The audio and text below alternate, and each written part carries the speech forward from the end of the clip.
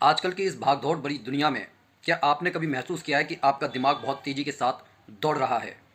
विचारों का अनवरत प्रवाह दिमाग में तनाव और बेचैनी को और अवसाद को बढ़ा रहा है। अगर गौर से देखा जाए तो तनावग्रस्त बहती हुई इस नदी को कंट्रोल करना असंभव है, लेकिन मौन रहकर साक्षी भाव से उन विचारों को देखते रहने से उन विचारों पर खर्च हो रही अपनी ऊर्जा को क्षय होने से बचा सकते हैं और इस तरह से तमाम मानसिक और शारीरिक बीमारियां स्वमेव ठीक हो सकती हैं। दरअसल मौन हमारे मन का अलंकार है। ज़्यादा वाचाल व्यक्ति का व्यक्तित्व अस्थिर हो जाता है, लोग उसकी बातों पर भरोसा नहीं करते।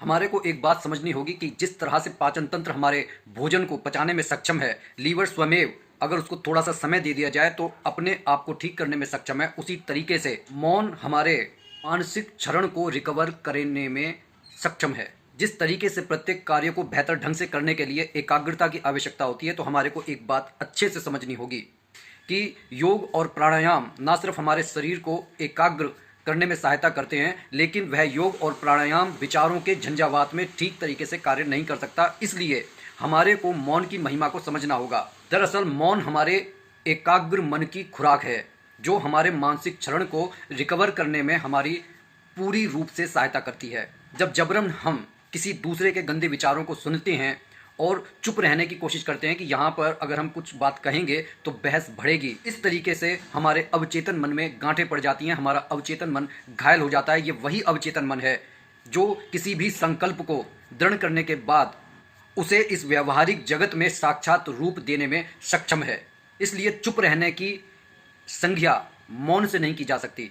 ऐसे समय में जब हम जबरदस्ती अपने हृदय को मौन करने की कोशिश कर रहे हैं, वहाँ पर अगर हम जबरदस्ती ऐसा कर रहे हैं, उससे बेहतर ये होगा कि अपनी बात को किसी दूसरे से कहकर अपने मन को हल्का कर लिया जाए, क्योंकि ये विचारों का झंझावात जो हमारे अंदर घूमता रहेगा कल्याणकारी नहीं होगा। बिल्कुल उसी तरीके से जैसे जब आंधी आती है हम अपने घर के खिड़की दरवाजे बंद कर लेते हैं, क्योंकि अगर हमने उनको खुला छोड़ा तो बाहर का जो अंधड़ है वह घर के अंदर आकर हमारे सामानों को तितर बितर कर देगा। इसलिए या तो सुनने वाले की बातों को बाहर छोड़ दिया जाए, अपने मन को एकाग्र करके शांत कर लिया जाए, अन्यथा जो अंधड़ अंदर आ चुका है उसके प्रति विरोध किया जाए।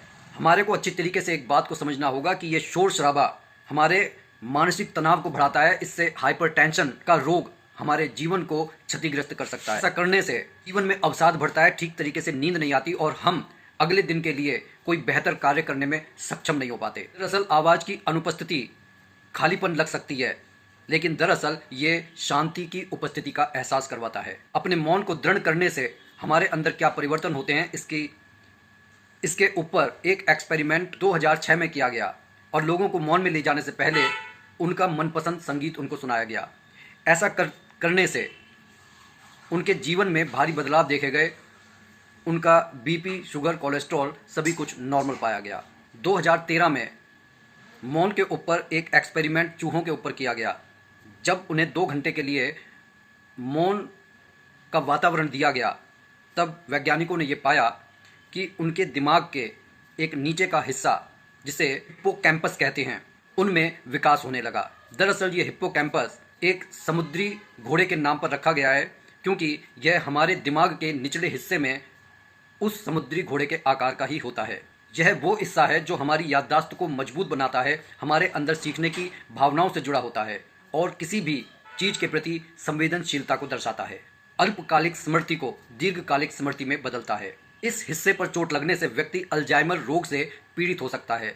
अल्जाइमर रोग वही है जो गजनी में आमिर खान ने किया था। ऐसा होने पर व्यक्ति को बात करने में कठिनाई होती है और बार बार वह अपने सामानों को रखकर भूल जाता है, गलत निर्णय लेता है और एक ही प्रश्न को बार बार पूछता है।